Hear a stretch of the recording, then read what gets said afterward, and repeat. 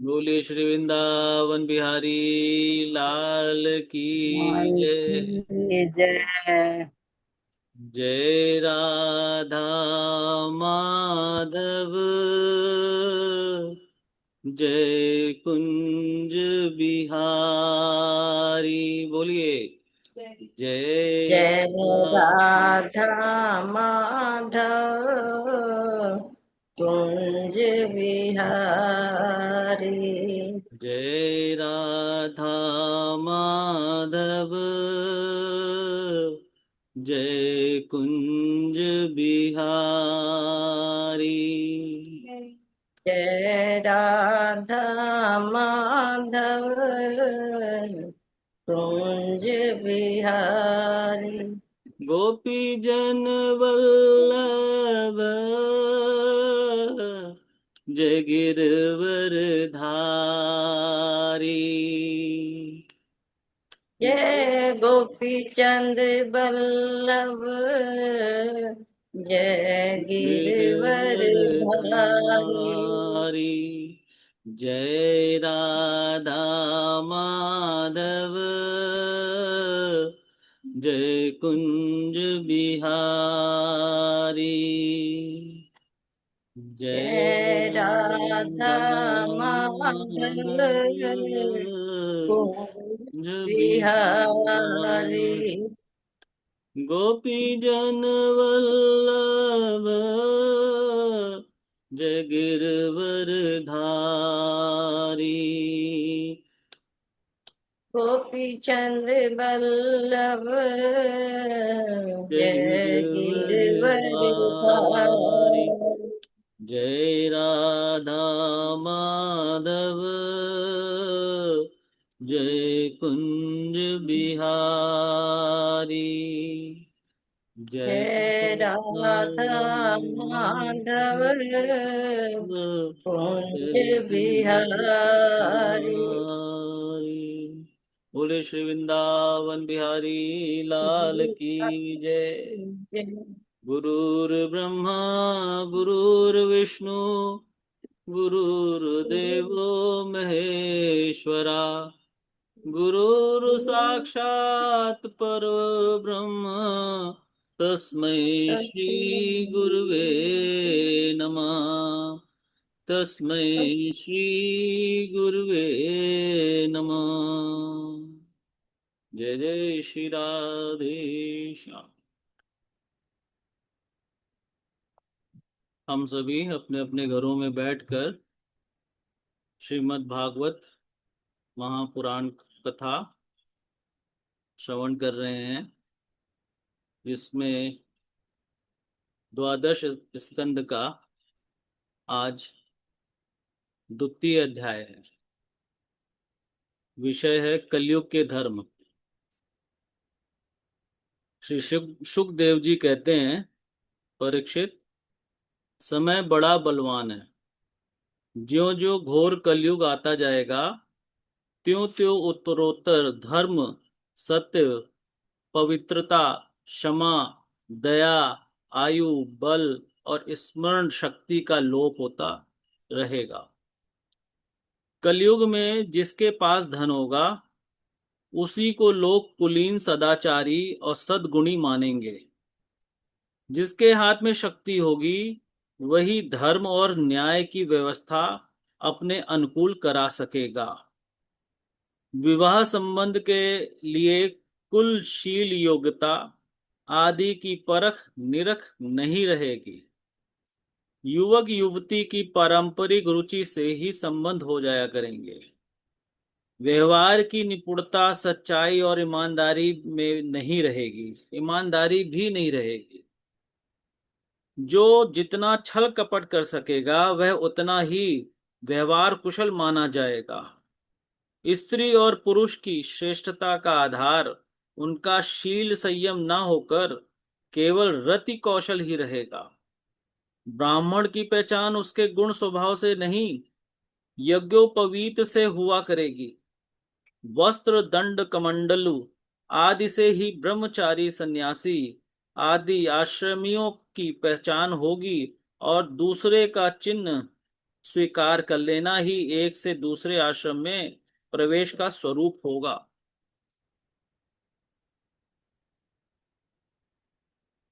उसे अदालतों से ठीक ठीक न्याय न मिल सकेगा।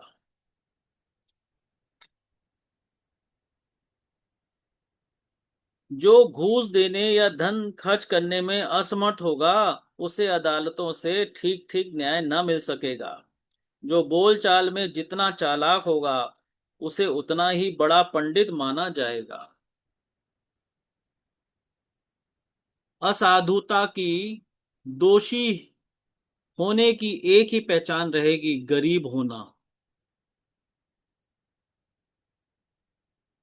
जो जितना अधिक दंभ पाखंड कर सकेगा, उसे उतना ही बड़ा साधु समझा जाएगा। विवाह के लिए एक दूसरे की स्वीकृति ही पर्याप्त होगी।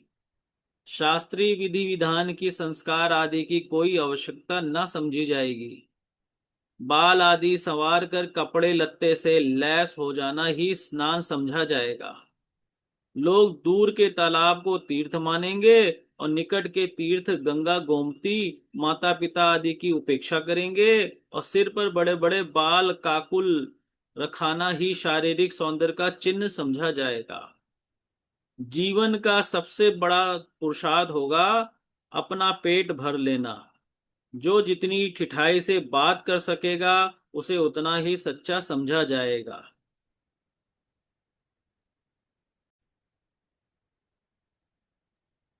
जय श्री राधे।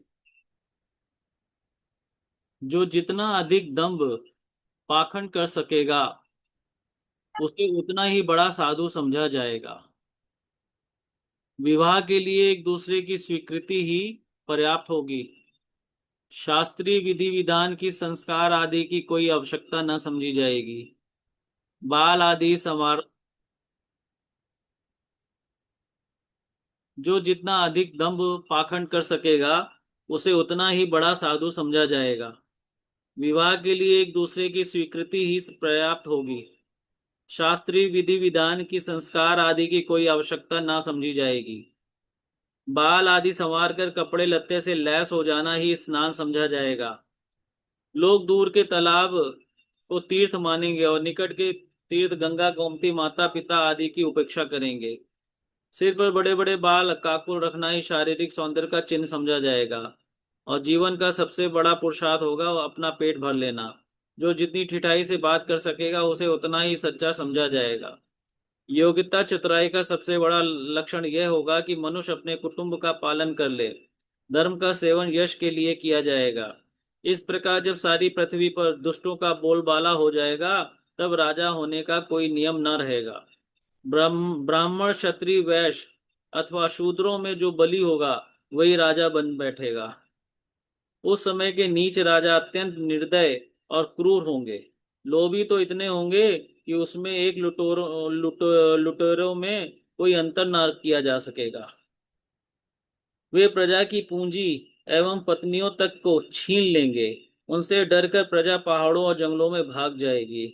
उस समय प्रजा तरह तरह के शाक कंद मूल मांस मधु फल फूल और बीज गुठली आदि खाकर अपना पेट भरेगी। कभी वर्षा ना होगी, सूखा पड़ जाएगा, तो कभी कर पर कर लगाए बैठ जाएंगे। कभी कड़ाके की सर्दी पड़ेगी, तो कभी पाला पड़ेगा, तो कभी आंधी चलेगी, कभी गर्मी पड़ेगी, तो कभी बाढ़ आ जाएगी। उत्पत्तों उत्पातों से तथा आपस के संघर्ष से प्रजा अत्यंत पीड़ित होगी, नष्ट हो जाएगी। लोग भूख प्यास तथा नाना प्रकार की चिंताओं से दुखी हो रहेंगे। रोगों से तो उन्हें छुटकारा ही ना मिलेगा। कलयुग में मनुष्य की परमायु केवल 20 या 30 वर्ष की रहेगी। परीक्षित, कलिकाल के दोष से प्राणियों के शरीर छोटे छोटे शीर्ण और रोगग्रस्त होने लगेंगे। वर्ण और आश्रमों का धर्म बतलाने वाला वेद मार्ग नष्ट प्राय हो जाएगा। धर्म में पाखंड की प्रधानता हो जाएगी। राजे महाराजे डाकू लुटोरे के समान हो जाएंगे। मनुष्य चोरी झूठ और निपराध हिंसा आदि नाना प्रकार के कुकर्मों से जीविका चलाने लगेंगे। चारों वर्णों के लोग शूद्रों के समान हो जाएंगे। उससे पीछे से खोलो ऊपर वाला, अभी तक तुम्हें लगाना ही नहीं है।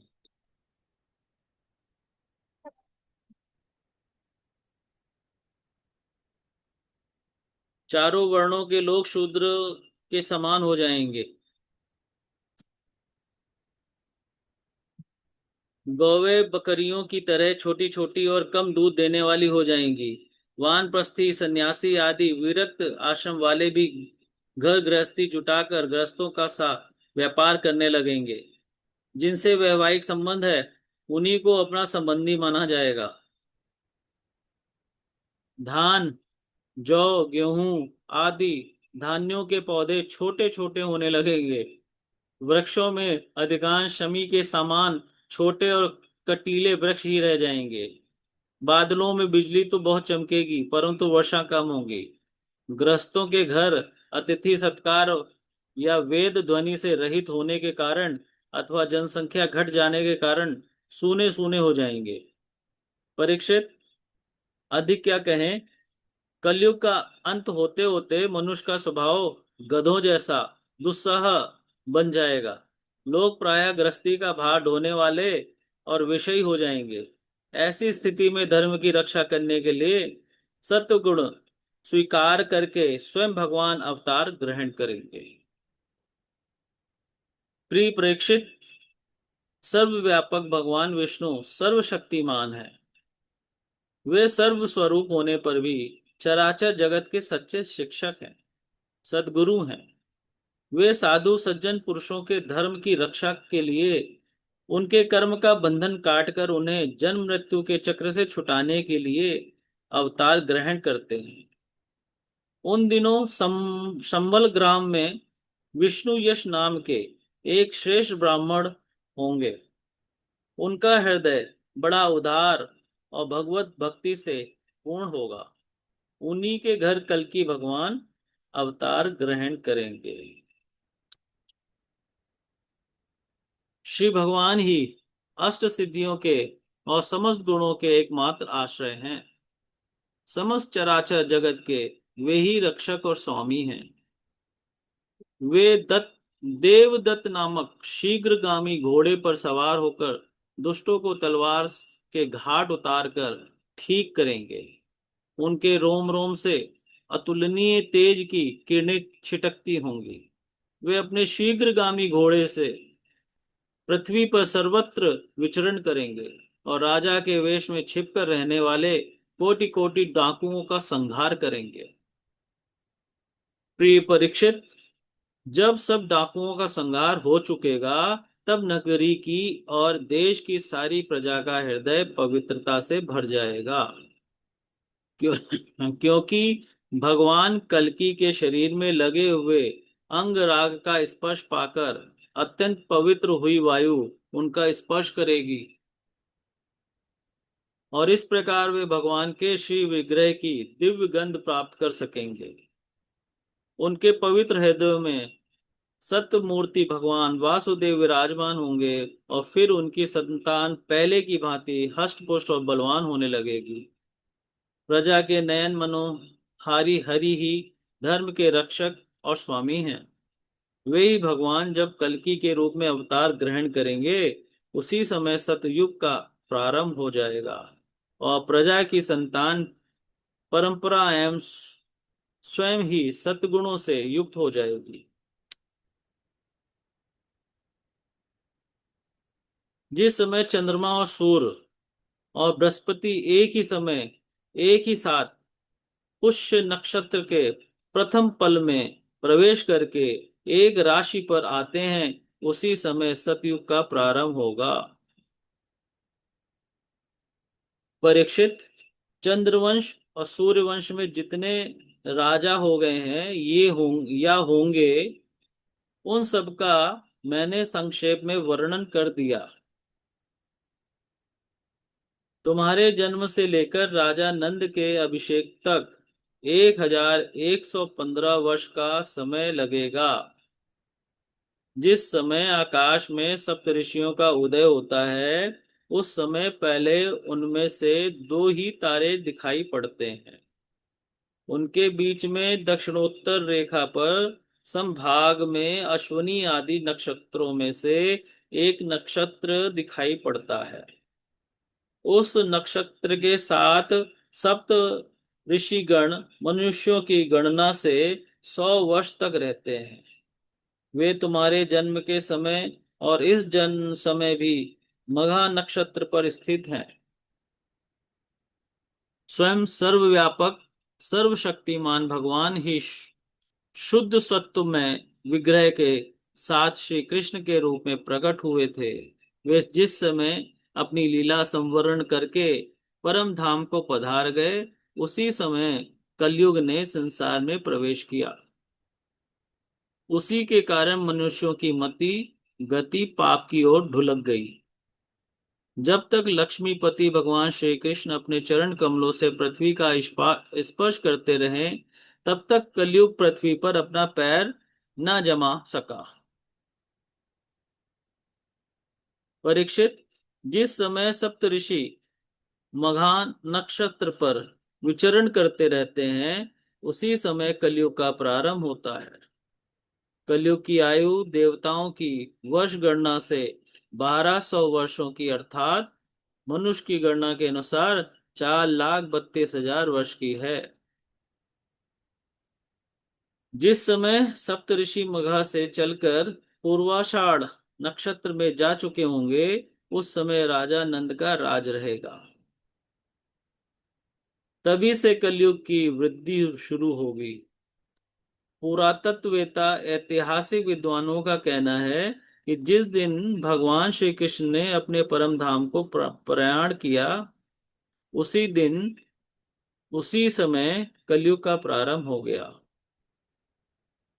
परीक्षित, जब देवताओं की वर्ष गणना के अनुसार 1,000 वर्ष बीत चुकेंगे, तब कलयुग के अंतिम दिनों में फिर से कल्कि भगवान की कृपा से मनुष्य के मन में सात्विकता का संचार होगा। अपने वास्तविक स्वरूप को जान सकेंगे और तभी से सतयुग का प्रारंभ भी होगा। परीक्षित, मैंने तो तुमसे केवल मनुवंश का सो भी संक्षेप में से वर्णन किया है। जैसे मनुवंश की गणना होती है, वैसे ही प्रत्येक युग में ब्राह्मण वैश्य और शूद्रों की भी वंश परंपरा समझनी चाहिए। राजन, जिन पुरुषों और महात्माओं का वर्णन मैंने तुमसे किया है, अब केवल नाम से ही उनकी पहचान होती है। अब वे नहीं हैं, केवल उनकी कथा रह गई है। अब उनका कीर्ति ही पृथ्वी पर जहां तहां सुनने को मिलती है। भीष्म पितामह के पिता, राजा शांतनु के भाई देवापी और इक्ष्वाकु वंशी मरु इस समय कलाप ग्राम में स्थित हैं। वे बहुत बड़े योग बल से युक्त हैं। कलयुग के अंत में कल की भगवान की आज्ञा से वे फिर यहाँ आएंगे। पहले की भांति ही वर्णाश्रम धर्म का विस्तार करेंगे। सतयुग, त्रेता, द्वापर और कलयुग, ये चार ही युग हैं। ये पूर्वोत्तर के कर्म के अनुसार अपने अपने समय में पृथ्वी के प्राणियों पर अपना प्रभाव दिखाते रहते हैं। परीक्षित, मैंने तुमसे जिन राजाओं का वर्णन किया है, वे सब और उनके अतिरिक्त दूसरे राजा भी इस पृथ्वी को मेरी मेरी करते रहे, परंतु अंत में मरकर धूल में मिट गए। इस शरीर को भले ही कोई राजा कह ले, परंतु अंत में कीड़ा, विष्ठा अथवा राख के रूप में ही परिणित होता, राख ही होकर रहेगा। इसी शरीर के या इसके संबंधियों के लिए जो किसी भी प्राणी को सताता है, वह ना तो अपना स्वार्थ जानता है और ना ही परमार्थ। क्योंकि प्राणियों को सताना तो नरक का द्वार है। वे लोग यही सोचा करते हैं कि मेरे दादा परदादा इस अखंड भूमंडल का शासन करते थे। अब यह मेरे अधीन किस प्रकार रहे और मेरे बाद मेरे बेटे पोते, मेरे वंशज किस प्रकार इसका उपभोग कर सके। वे मूर्ख इस आग, पानी और मिट्टी के शरीर को अपना आपा मान बैठते हैं और बड़े अभिमान के साथ डींग हाँकते हैं कि यह पृथ्वी मेरी है, यह मकान मेरा है। अंत में वे शरीर और पृथ्वी दोनों को छोड़कर स्वयं ही अदृश्य हो जाते हैं। और प्रिय परीक्षित, जो जो नरपति बड़े उत्साह और बल पौरुष से इस पृथ्वी के उपभोग में लगे रहे हैं, उन सबको काल ने अपने विकराल गाल में धर दबोचा। अब केवल इतिहास में उनकी कहानी ही शेष रह गई है। इति श्रीमद्भागवते महापुराणे पारमहंसायां सहितायां द्वादश स्कंदे तृतीयोऽध्याय। श्रीमन्नारायण नारायण, श्रीमन्नारायण नारायण नारायण, श्रीमन्नारायण नारायण, श्रीमन्नारायण नारायण नारायण। बद्रीनाथ श्रीमन्नारायण नारायण, श्रीमन्नारायण नारायण नारायण। श्रीमन्नारायण नारायण, श्रीमन्नारायण नारायण नारायण, श्रीमन्नारायण श्रीमन्नारायण नारायण नारायण नारायण। बोले श्री बद्रीनाथ भगवान की जय, सब संतन की जय, सब भक्तन की जय। जय जय श्री राधे श्याम।